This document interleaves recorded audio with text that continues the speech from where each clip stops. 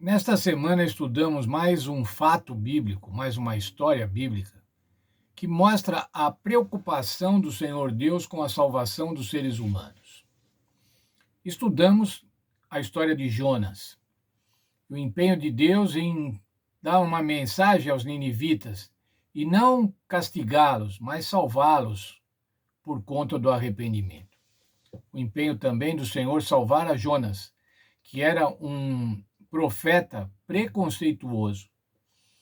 Mas veja, irmãos, a preocupação de Deus em salvação, ela é constante na Bíblia. Ela permeia todos os livros da Bíblia. E veja o Senhor Jesus falando acerca disso. Livro de Mateus, capítulo 9, versos 36 a 38. Palavras do Senhor Jesus. Vendo ele as multidões, tinha grande compaixão delas, porque andavam cansadas e abatidas, como ovelhas que não têm pastor. Então ele disse aos seus discípulos: a seara é realmente grande, mas os ceifeiros são poucos. Rogai, pois, ao Senhor da seara que envie ceifeiros para a sua seara. O Senhor Jesus estava falando sobre o mundo, sobre as pessoas do mundo. As pessoas do mundo, como Jesus disse, estavam cansadas e abatidas.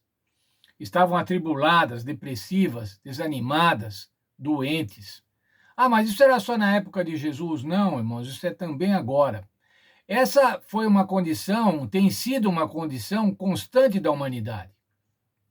A humanidade anda atribulada, depressiva, doente, como ovelhas que não têm pastor, que não tem alguém que cuide delas. E o Senhor Jesus, quando viu isso, manifestou-se com grande compaixão, com simpatia, com empatia, com piedade. O Senhor apiedou-se, o Senhor Jesus apiedou-se dessas pessoas que não tinham descanso, que estavam cansadas e abatidas. E aí ele diz o seguinte: são precisos de ceifeiros para colher. Quem são os ceifeiros, irmãos? Quem são os ceifeiros que vão fazer essa missão, vão cumprir essa missão de colher nesta seara tão grande? Os ceifeiros são os discípulos, são os profetas, são os sacerdotes, os pastores, todos os crentes. Na reforma ficou muito claro, na reforma protestante, que o ministério é de todos os crentes, o ministério não é só dos sacerdotes, mas pregar o evangelho é uma missão de todos os crentes.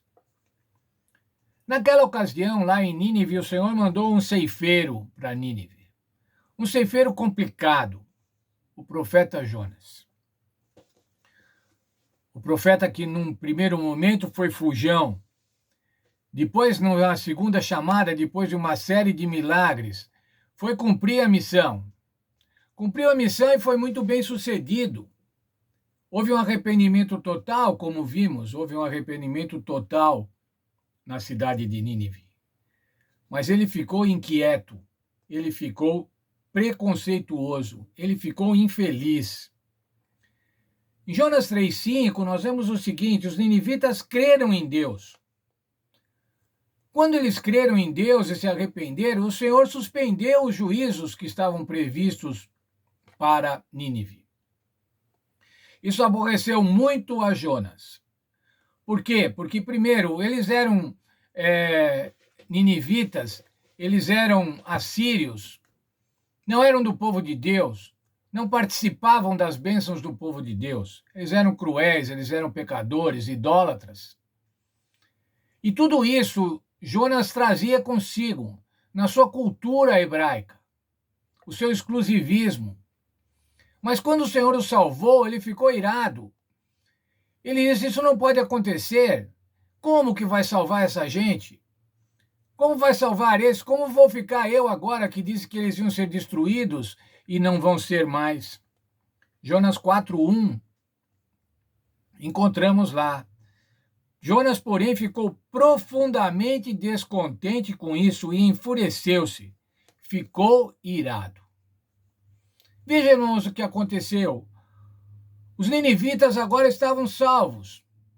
Os ninivitas não iam ser objeto do juízo imediato de Deus, aquele juízo que ia chegar em 40 dias. Eles estavam salvos. Entretanto, irmãos, era preciso salvar Jonas. Era preciso salvar Jonas dos seus preconceitos.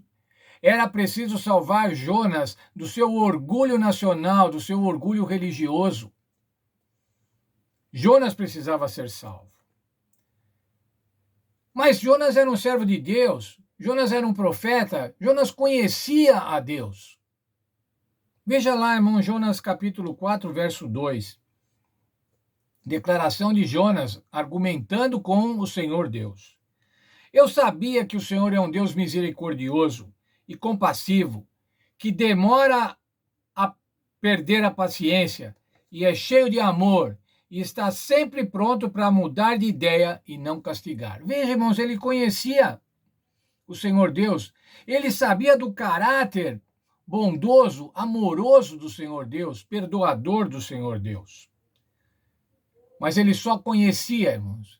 Ele ainda não tinha sido totalmente convertido.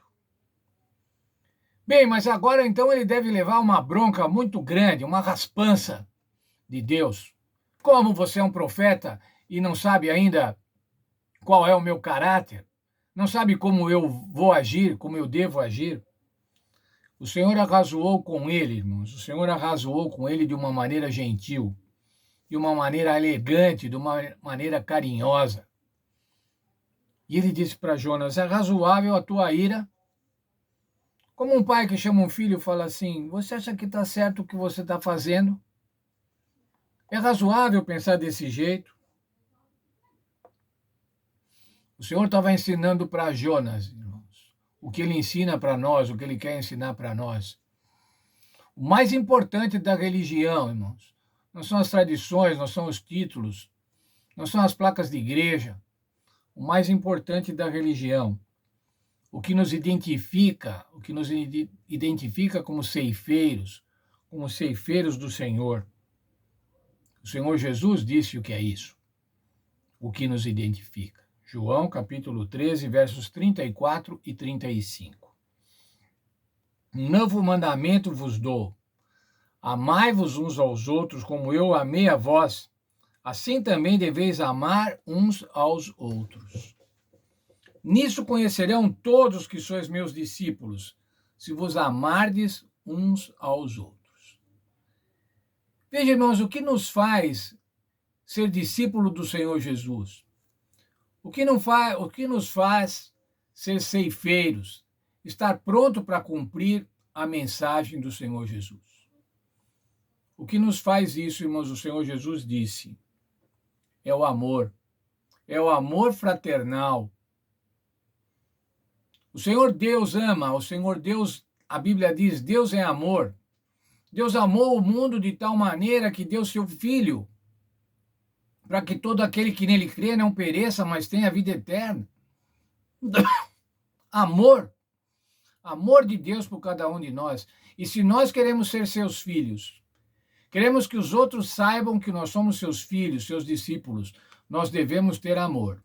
Amor por quem? Já vimos isso nessa semana. Vamos recapitular. Amor pelos que são iguais a mim. Amor pelos que têm a mesma religião.